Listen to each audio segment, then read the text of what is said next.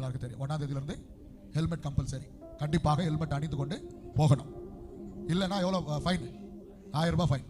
நம்ம 1000 ரூபாய்க்கு பயந்து ஹெல்மெட் போட வேண்டாம். நம்முடைய உயிர் நமக்காக, நம்ம நல்லதுக்காக அரசாங்கம் சில டிராஃபிக் ரூல்ஸ் எல்லாம் போட்டிருக்கிறாங்க. ஸோ நாம் என்ன பண்ணணும்? அவங்களுக்காக இல்லைனாலும் போலீஸுக்கு 1000 ரூபாய் கட்டணமே, கவர்மெண்ட்டுக்கு 1000 ரூபாய் கட்டணமே, அதுக்கு பயந்து இல்லாமல் நமக்காக, நம்ம நல்லதுக்காக சொல்கிறாங்க. ஸோ எல்லாரும் 1ஆம் தேதி வண்டி ஓட்டுறவங்க, 2 வீலர் ஓட்டுறவங்க ஹெல்மெட் போட்டுக்கொண்டு நீங்கள் போகும்படி உங்களை அன்போடு கூட கேட்டுக்கொள்கிறேன். இப்போ பாஸ்டர் ரிச்சர்ட் அவர்கள் ஆண்டோடைய வார்த்தையை பகிர்ந்து கொண்டாங்க. அவங்களோட உடன் ஊழியர் ரூபன் ஒருத்தர், அவர் ரொம்ப க்ளோஸ் பாஸ்டருக்கு. அவர் தான் எல்லா இடத்துக்கும் ஊழியத்துக்கு கூட போவார். ஒரு சின்ன ஆக்சிடென்ட் தான், மூலையில் திரும்பும் போது கீழே வண்டி சாஞ்சிருச்சு. ஹெல்மெட் போட்டிருந்தாருன்னா தப்பிச்சிருப்பார்.